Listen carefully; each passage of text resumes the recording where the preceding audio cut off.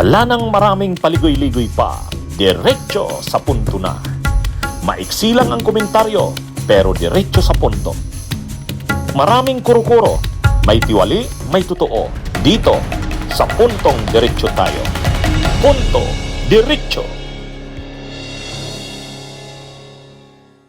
Mayroong isang anti-corruption NGO, non-government organization.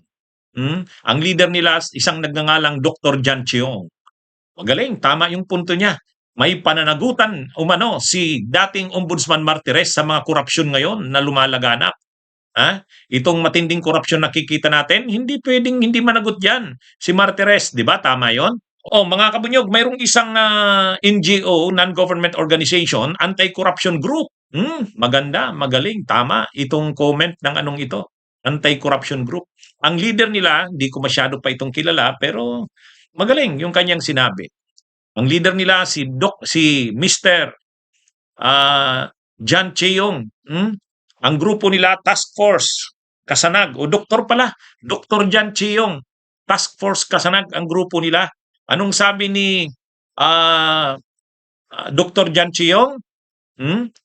Panuorin nyo ang sinabi ni Dr. Jan Cheong.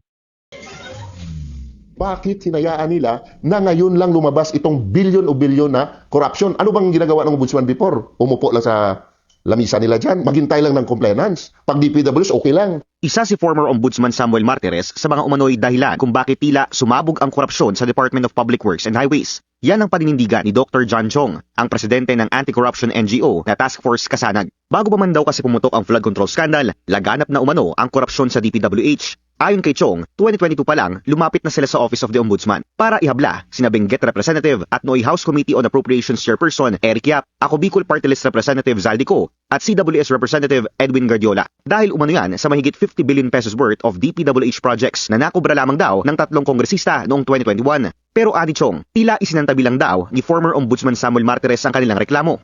Ano ba klaseng ombudsman sila ni Martires that time? Ba't hinayaan nilang lumaki ang baha? Ba't hinayaan nilang 100 billion o pilang bilyon ang nalustay? Hindi ba mananagot ang ombudsman dyan? Hindi ba mananagot ang COA dyan? Just my question. Kailangan pa sagutin ng ombudsman before kasi nag-file na kami. Ang request namin, Sir Ombudsman, the task force ko sana kailangan ng tulong nyo for fact-finding. Mutuo proprio. Hindi naman kami investigador. Kung kami pupunta doon, baka nabaril pa kami ng mga kontraktor at congressman dyan eh. Ayon sa isinumiteng liham ni Chong sa Ombudsman noong 2022, stockholder umano si Yap ng Earthyard Corporation. Isinasaad sa liham na importer at supplier daw ng unpatented o fake materials from China ang nasabing kumpanya base raw sa kanilang investigasyon at mga hawak na dokumento. Ayon pa sa liham, Earthyard ang supplier ng mga materyales at majority ng mga umano'y slope protection projects na napunta sa FESCO Incorporated. Ang kumpanyang ito, pagmamayari ng isang Robert Inson na ani Chong ay asawa ni Effie Vanessa Yap Inson na kapatid ni Congressman Yap at dati na ring tumakbo bilang 5th nominee ng ACT-CIS Party List noong 2022. Dagdag pa sa liham ni Chong noong 2022, majority umano ng budget para sa 2021 slope protection projects ay allocated kina Yap, Co at Guardiola. Binibenta raw ng 3 kongresista ang mga kontrata sa mga kontraktor sa halagang 30%. Well, the evidence, based to the evidence na hawak namin kasi kami nagbabase kami sa ebidensya, sir, no? Sila naman ang contractor talaga. Sila ang nananalo sa bidding, no? Sila kanilang contractors ang kahit sabihin na natin na ibang contractor po na sa kanila naka-line sa kanilang project, no? Sila talaga ang kumbaga sa silang nag-insert niyan. Silang contractor, sila din ang supplier. Sinubukan ng Billionaire News Channel na kunin ang panig ng 3 kongresista pero wala pa silang sagot sa kasalukuyan. Sinubukan din naming humingi ng paglilinaw sa impormasyong inilahad ni Chong dahil sa pagsusuri ng BNC, 2022 lamang nagsimulang umupo si Guardiola sa Kamara bilang kinatawan ng CWS Party List. Basta sa pagkakalam ko dyan, 2022, congressman na sa CWS.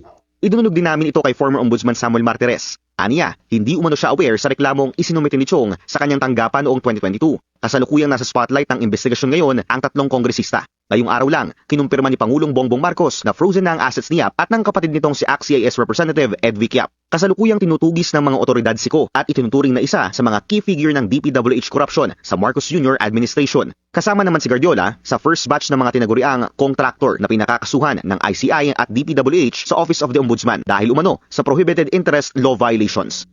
Ang sabi niya, mga kabunyog, mga kababayan, itong nakikita natin ngayon, itong extent o intensity ng korupsyon na naganap lalo na sa DPWH, hindi pwedeng hindi raw dito managot. Malaki ang pananagutan dito ng dating ombudsman na si Ombudsman Samuel Martires. Si Samuel Martires, ang ombudsman ni Duterte na inappoint. Umabot pa itong si Martires hanggang July 2025 sa panahon ni PBBM. Bakit umabot pa? 7 years kasi. Fixed ang term. 7 taon ang fixed na term ng ombudsman. Ay na-appoint siya panahon ni Duterte 2018. So umabot pa siya hanggang 2025 sa panahon ni Pinoy. Ni PBBM. O ngayon, yung panahon din na yan, yung panahon din na yan ni Duterte, kung nagsimula diyan kailan naging ombudsman si Martires? 2018? Kailan natapos? 2025? Yan din yung pinakamalalang mga panahon ng paggrabe, pagtindi ng mga anomalya sa flood control, lalo na sa DPWH. Di ba dyan din na mayagpag sila Saldico? Dyan din na mayagpag sila Garjola? Dyan din na mayagpag sila Diskaya? Simula pa panahon ni Duterte hanggang panahon ni PBBM? At pumutok yung paghahabol natin sa mga flood control anomalies na yan nitong taong 2025. Sino ang ombudsman sa buong panahon na yan? Mula kay Duterte hanggang kay Marcos. Si Martires. O ngayon, sasabihin mo na lang, walang pananagutan si Martires dyan. Yung mga programa niya na naging maluwag para sa mga kurap. Hindi na pwedeng i-release ang SALN, hindi na pwede ang lifestyle check. Wala. Yan ang mga ginawa ni Martires. Kaya anong nangyari? Impunity. Hindi na natakot ang mga korap. Sa katunayan, sabi ni Dr. Jan Chiong ng grupong Task Force Kasanag, sabi niya, nung panahon pa daw ni Martires, nag-submit na sila ng reklamo sa ombudsman. Formal daw yung kanilang sulat sa ombudsman noon. Sabi ni Dr. Jan Chiong, ang laman daw kanilang sulat tungkol nga dito kay House Appropriations Committee Chair pa noon, itong si Eric Yap. Dahil nga marami na daw talaga silang nakitang mga korupsyon nito. Halos lahat daw ng mga proyekto sa DPWH hawak ni Eric Yap, ni Saldico at saka ni Garjola. Sumulat na daw sila noon kay Ombudsman Martires na imbestigahan ngayon. Pero wala daw ginawa si Martires. Hindi daw inaksyonan ang kanilang reklamo. Yan yung kaya ang sinasabi dito ni Dr. Jan Chiong, yung task force kasanag nila, panahon pa ni Martires, nag-ano na sila, nakikita na nila yung trend na yan, na parang itong tatlo lang na ito, yung construction company ng mga Yap, Silver Wolves Construction, tapos mayroon pa silang aviation company, mayroon pa silang aviation company or corporation. Tapos si Saldico, ganun din. Panahon ni Duterte, grabe rin ang mga kontratang hawak. Sunwest Construction, at saka yung sa kapatid niya, Hightone. Mayroon din sariling aviation company, yung Misibis Aviation. Kaya, imagine niyo mga kabunyog, contractor ka ng DPWH, ang kakabit mong kumpanya aside sa construction company, aviation. May aviation corporation o company itong mga Yap. May aviation company o corporation din itong Sisla Saldico. At sila rin ang nabigyan ng napakaraming proyekto nung panahon ni Duterte. Kasi si Eric Yap, best friend ni Pulong, House Appropriations Committee Chair si Eric Yap. Yung mga rock netting project ng Cordillera, ng Benguet, kanya yun. Ilang bilyon yun. Si Saldico rin. Grabe rin ang mga proyekto sa panahon ni Duterte. Hindi lang infrastructure, pati nga yung Farmally Supplies, 'di ba siya? Pati yung overpriced laptops ng DepEd, Sunwest din 'yun. Kaya sabi ni Jan Chong, dapat managot si Martires. Kasi nga noon pa pinakita ni Dr. Jan Chong na nagpadala siya ng mga formal na sulat, sila, yung grupo nila, yung task force Kasanag. Kaya talaga dapat ding anuhan ito sa panahon ngayon ni Ombudsman Boying Rimulya. Kung ganyan nga talaga na nung mga panahon, ang dami ng pinaabot palang mga reklamo tungkol nga dyan sa mga flood control na yan, mga infrastructure projects na nakukuha lang nila Saldico, nila Yap, at saka nito ni Garjola, hindi pala yan inaksyonan na ni Ombudsman Martires. Dapat, yung gross negligence, mga kabunyog, mga kawan, yung hindi pag-aksyon na yan, pwede pa namang mapanagot yan si Martires ngayon. Total, hindi na siya ombudsman. Hindi ka naman libre.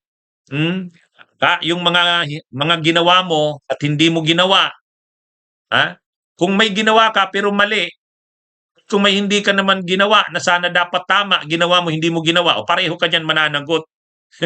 Kaya siguro dapat na tipunin na yung mga ano na yan, nilabas niyang Dr. Jan Chiong na yan. Mayroon siyang mga pinakitang sulat sa ombudsman. Hindi naman daw inaksyonan yung kanyang mga formal na mga sulat noon, reklamo paabot. O ngayon, tingnan nga naman natin. Tungkol na daw kay Eric Yap yun, tungkol na daw kay Saldico, o hindi daw inaksyonan ng ombudsman noon. O nga naman, tingnan nyo ngayon ang tindi.